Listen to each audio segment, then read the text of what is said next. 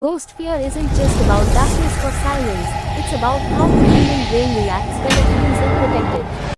At night, especially after 2 a.m., your brain becomes more alert and sensitive.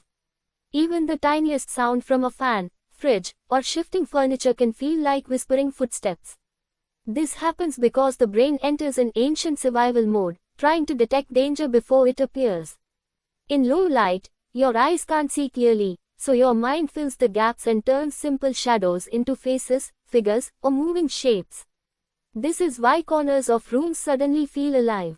When a person is scared, their heartbeat increases and blood moves away from the skin, creating the sensation of cold spots, something many mistake for a ghost's presence.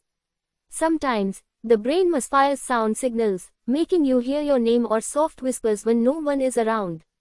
This is the same phenomenon behind sleep paralysis, where you wake up but can't move, feeling as if something is sitting on your chest or watching you from the dark. The fear grows stronger when you are alone, because the mind starts creating a presence behind you, even when nothing is there.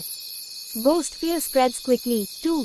If one person in a room says, "Did you hear that?" everyone's brain becomes hypersensitive, and suddenly normal sounds feel supernatural. In reality, most ghost experiences are created by the mind itself, trying to protect you by imagining the worst. Ghosts may not be real for everyone, but the fear they create is one of the most powerful effects of the human brain.